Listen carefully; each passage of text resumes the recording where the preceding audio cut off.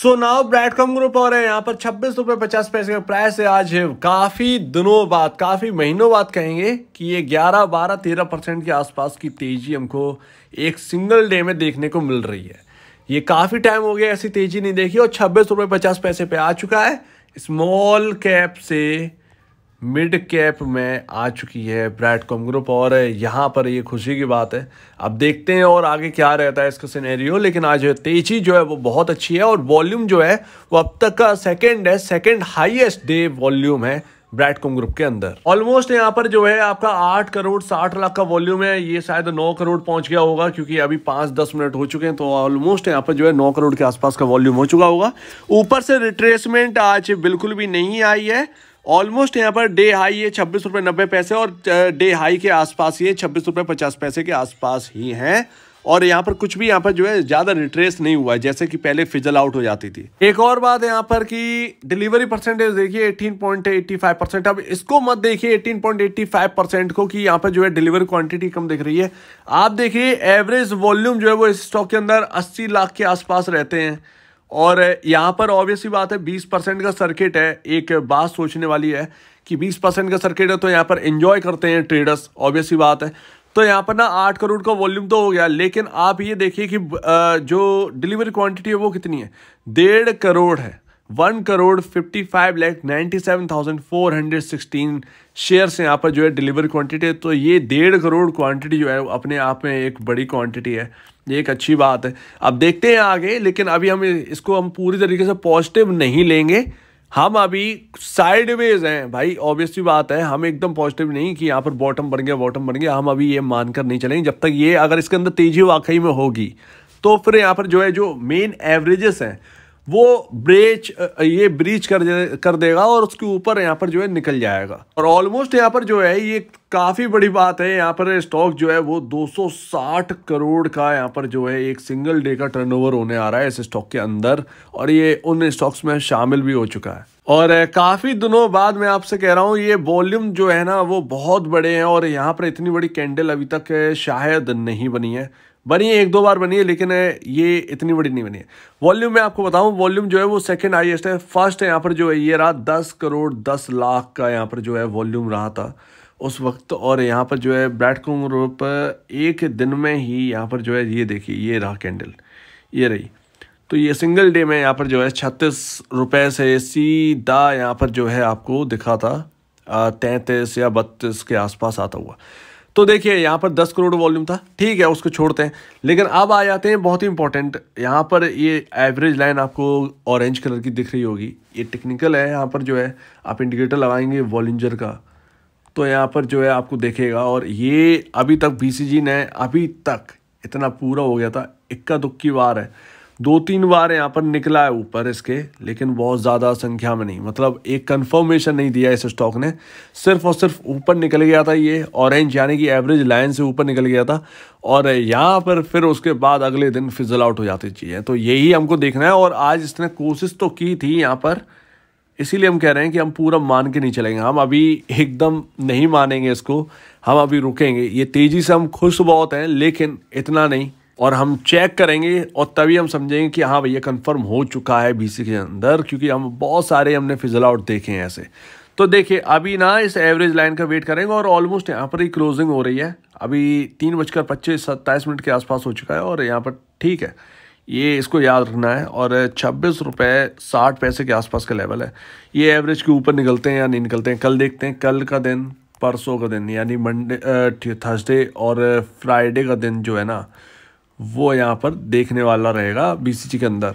और इसमें मैंने आपको ऊपरी स्तर बता ही दिए थे कि ऊपरी स्तर में 30 रुपये, एक्चुअल में 29 रुपये 30 पैसे का एवरेज है, जहाँ से 3 बार यहाँ पर जो है ब्रेक लग चुके हैं स्टॉक को और 29 रुपये 30 पैसे के ऊपर निकलता है तो सेलिंग आ जाती है और ये ऐसा 3 बार हो चुका है। तो अभी देखते हैं। तो 29 रुपये 30 पैसे, ये वाकई में अगर तेजी होगी तो ये 29 रुपये 30 पैसे को भी ब्रेक करेगा, 30 रुपये को भी ब्रेक करेगा, उसके बाद 33 रुपये पर सीधा है। सो लेट्स सी, देखते हैं क्या होता है। लेकिन अभी तो मूड माहौल बहुत अच्छा लग रहा है। आज थोड़ी सी राहत मिली है सभी शेयर होल्डर को इसकी तेजी देखकर और उम्मीद है ये तेजी ऐसी ही रहे। सो अभी देखिए सबके मन में एक ही सवाल है और वो भाई अगर कोई बाई करता है इसको अभी इस वक्त तो उसके अंदर यही है क्या उसको बाई करना चाहिए या नहीं। कोई अगर होल्ड कर रहा है तो उसके मन में ये सवाल आएगा क्या सेल कर देना चाहिए या नहीं, क्योंकि यहाँ पर जो है प्राइस जो है वो बिल्कुल घट चुका है, 81% की गिरावट है। आपके दोनों सवालों के जवाब जो है वो बहुत कठिन है, और मैं आपको बताता हूँ, मैंने आपसे 35 या 40 रुपये मैंने कहा था कि ये स्टॉक जो है ना, जो भी होल्ड करेगा या जो भी बाई करेगा इस स्टॉक को इस वक्त, वो एक रिस्की इन्वेस्टर होने चाहिए, क्योंकि यहाँ पर जो है ये एक हाई बीटा स्टॉक है और ये 5-6% तो अप एंड डाउन तो पता भी नहीं चलता इसके अंदर कहाँ हुआ। तो अभी देखिए नए इन्वेस्टर्स को क्या मिल रहा है, देखिए 81% का आपको प्रीमियम जा चुका है, वो आपको स्टॉक मिल रहा है, 81% डिस्काउंट पर आपको स्टॉक मिल रहा है। और इसकी रियल जो दिक्कत है वो क्या है, फॉरेंसिक ऑडिट है मेन प्रॉब्लम।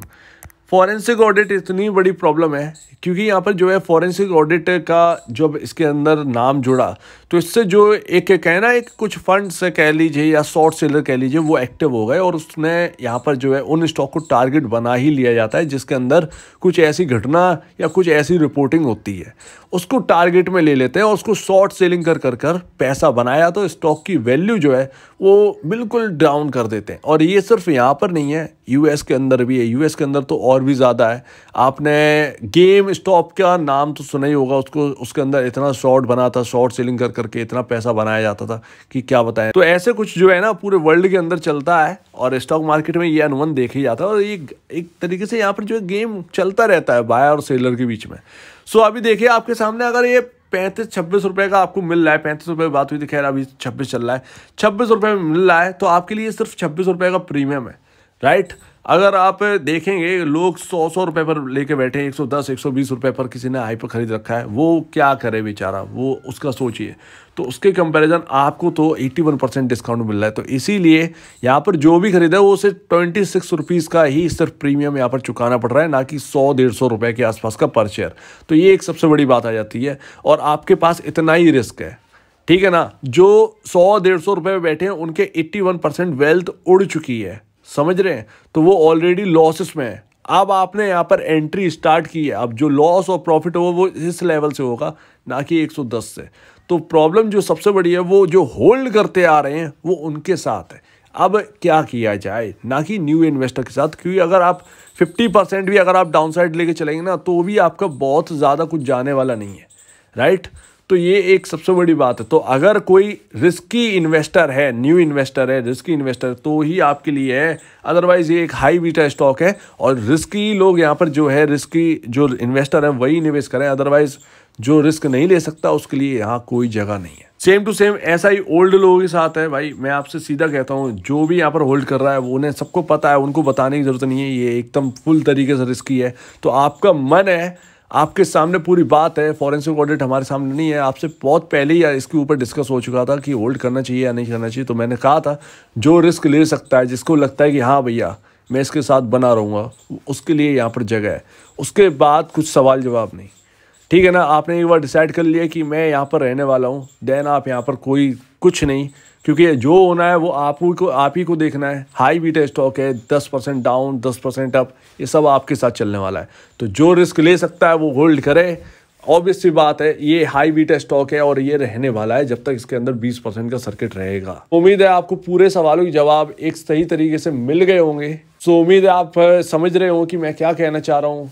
टोटल रिस्क है, बट जो रिस्क ले सकता है, कैपेबल है उस रिस्क के लिए, देन आपके लिए यहाँ पर जगह है, अदरवाइज किसी के लिए कोई जगह नहीं, क्योंकि हम जानते हैं रिस्क कैसा है और कैसा हो सकता है, क्या क्या हो सकता है इसके अंदर। तो उम्मीद है आपको पूरी बात यहाँ पर क्लियरली समझ में आ गई होगी। अब कल देखते हैं कल का सिनेरियो कैसा रहता है, और कल देखते हैं कि क्या ये तेजी बरकरार रहेगी, और उम्मीद है ये तेजी बरकरार ही रहे। सो अगर आपको इस वीडियो में कोई प्रॉब्लम है, कुछ पूछना है, कुछ बताना, कुछ कहना है, तो प्लीज कमेंट सेक्शन में कहिए। और अब वीडियो देखने के लिए बहुत धन्यवाद दोस्तों।